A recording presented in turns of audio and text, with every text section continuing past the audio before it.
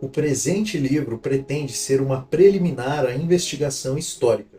Eu não sou um historiador com formação específica e não examinarei as evidências históricas dos milagres cristãos. O meu esforço é para colocar os meus leitores em posição de fazê-lo. Não adianta ir aos textos se não tivermos alguma ideia da possibilidade ou da probabilidade do miraculoso. Aqueles que supõem que os milagres não podem acontecer estão apenas perdendo tempo ao examinar os textos. Sabemos antecipadamente os resultados que eles encontrarão, pois começaram por evitar a pergunta.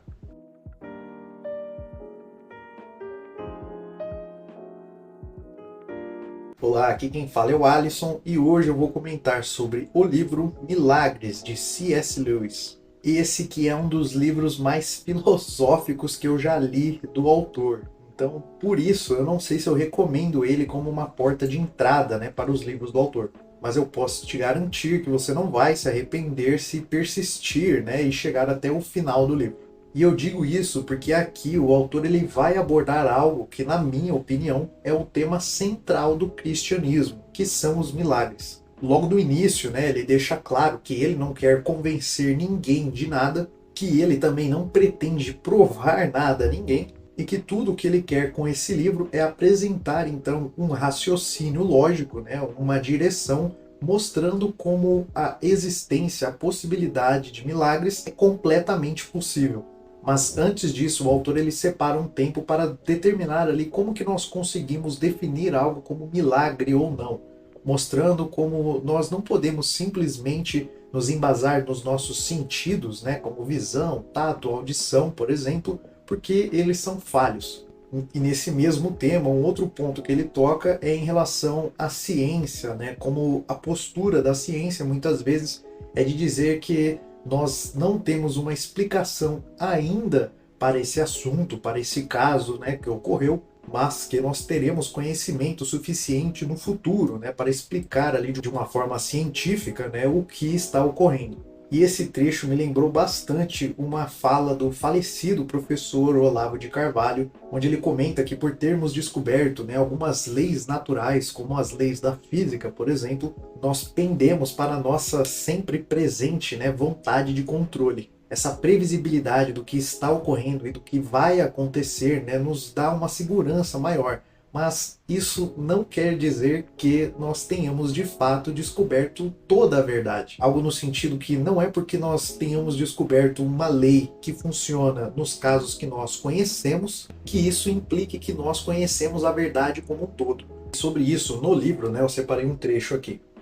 O homem que tenho em vista acredita que a mera experiência, e especialmente aquelas experiências artificialmente elaboradas a que chamamos de experimentos, pode nos dizer o que acontece regularmente na natureza. E ele acha que o que tem sido descoberto exclui a possibilidade de milagre.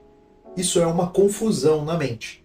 Considerando-se que milagres podem ocorrer, é claro que cabe à experiência dizer que alguém realizou um milagre em uma determinada ocasião. Entretanto, a mera experiência, mesmo que prolongada por 1 milhão de anos, não nos pode dizer se a coisa é possível. O experimento descobre o que acontece regularmente na natureza, a norma ou regra pela qual ela trabalha. Quem acredita em milagres não nega que exista tal norma ou regra. Está apenas dizendo que ela pode ser suspensa. Um milagre é, por definição, uma exceção. Como a descoberta da regra pode dizer se, mediante uma causa suficiente, a regra pode ser suspensa. E durante o livro, o autor ele vai despender um bom tempo contra-argumentando então com os naturalistas, que acreditam então que tudo remete à natureza, onde temos regras de funcionamento pré-determinadas. Algo naquela linha biológica de tudo pela sobrevivência do gene, que se eu não me engano isso deve ter alguma relação com o livro O Gene Egoísta, do Richard Dawkins, se eu não me engano, que eu ainda preciso fazer a leitura e quando eu fizer a leitura eu trarei aqui para o canal. Mas logo de cara, né, o autor ele contrapõe essa ideia, então mostrando como o ser humano ele não é simplesmente um animal, né, regido ali pelos seus instintos. Ele mostra como fazemos questionamentos morais nas coisas mais banais do nosso dia a dia. E fazemos tais questionamentos morais porque a criatura espelha, né, o Criador, que no nosso caso seria então Deus. Se quisermos continuar a fazer julgamentos morais, e mesmo que digamos o contrário, nós vamos, de fato, continuar, devemos acreditar que a consciência do homem não é um produto da natureza. Ela só pode ser válida se for uma ramificação de alguma sabedoria moral absoluta. Uma sabedoria moral que existe absolutamente por si mesma, e não é um produto da natureza não moral e não racional. Como o argumento do capítulo anterior nos levou a reconhecer uma fonte sobrenatural para o pensamento racional, o argumento deste nos leva a reconhecer uma fonte sobrenatural para nossas ideias de bem e mal. Com esses contrapontos, o autor então ele vai usar o termo subnatural para tratar então das coisas naturais, no sentido de que não sofrem interferências sobrenaturais, mas que nós não conseguimos determinar ali, definir qual será o resultado final, já que nós deveríamos conseguir fazer isso uma vez que tudo é pré-definido. Os cientistas mais antigos acreditavam que as menores partículas de matéria se moviam de acordo com leis estritas. Em outras palavras, os movimentos de cada partícula estavam interligados com o sistema total da natureza. Alguns cientistas modernos parecem pensar, se eu os entendo, que não é assim. Eles parecem pensar que a unidade individual da matéria se move de maneira indeterminada ou aleatória. Ela se move, de fato, por conta própria, ou por vontade própria. A regularidade que observamos nos movimentos dos menores corpos visíveis é explicada pelo fato de que cada um deles contém milhões de unidades e que a lei das médias, portanto, nivela as idiosincrasias do comportamento de cada unidade. O movimento de uma unidade é incalculável, assim como o resultado de se jogar uma moeda é incalculável. O movimento majoritário de 1 bilhão de unidades pode ser previsto da mesma forma que, se você jogou uma moeda 1 bilhão de vezes, poderia prever que ela cairia um número quase igual de vezes como cara ou como coroa. Então, observemos que, se essa teoria for verdadeira, realmente admitimos algo que não seja a natureza. Se os movimentos das unidades individuais forem acontecimentos por conta própria, acontecimentos que não se entrelaçam com todos os outros, então esses movimentos não fazem parte da natureza. Seria, de fato, um choque muito grande para nossos hábitos descrevê-los como sobrenaturais.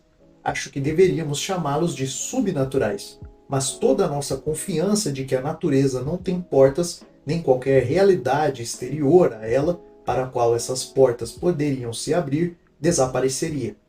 Aparentemente, há algo exterior à natureza, o subnatural. E é de fato a partir desse subnatural que todos os acontecimentos e todos os corpos são, por assim dizer, alimentados nela. E, é claro, caso ela tenha uma porta dos fundos aberta para o subnatural, é bastante provável que ela também tenha uma porta da frente para o sobrenatural. E os acontecimentos podem ser alimentados nela, aquela porta também. E como eu acabei de ler aqui nesse trecho, então, o autor ele usa o subnatural para chegar então na sua proposta do sobrenatural. Mas o autor faz isso de uma forma que mostrando que a integração do sobrenatural com a natureza não é uma contradição, né? Não é algo errado.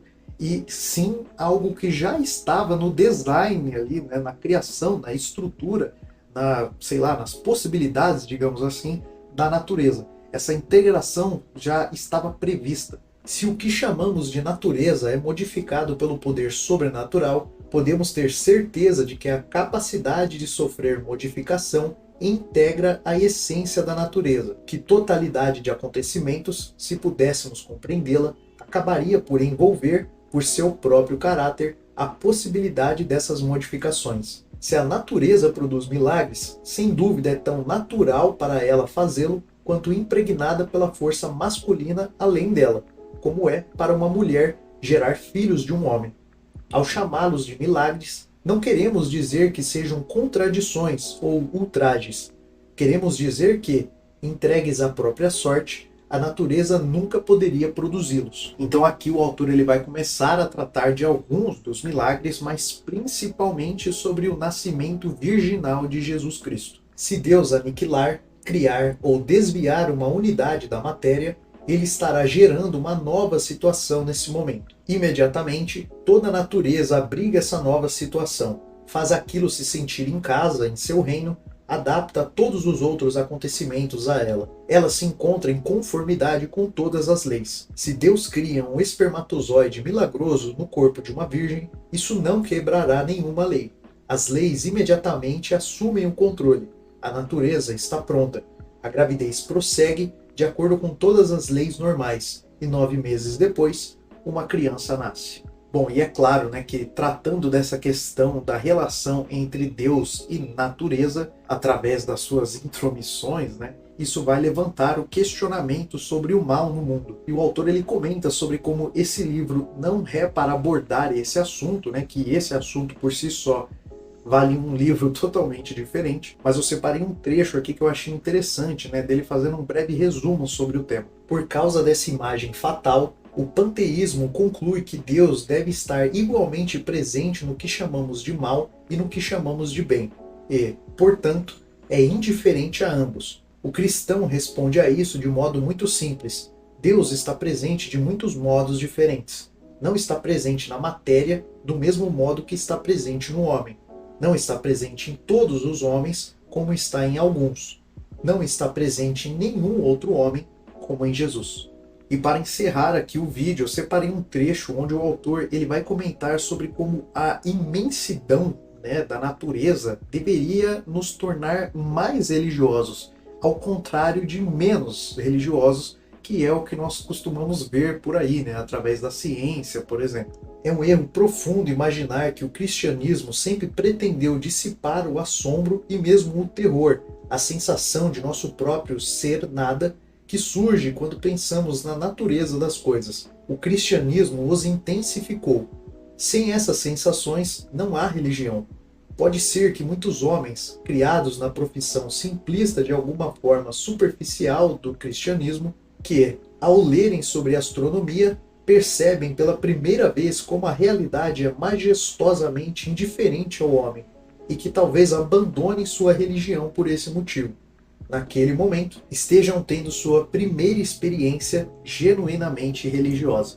Bom, fica aqui então a minha resenha para Milagres de C.S. Lewis. Curta, comente, se inscreva, ative as notificações para a gente se ver nos próximos vídeos aqui no canal.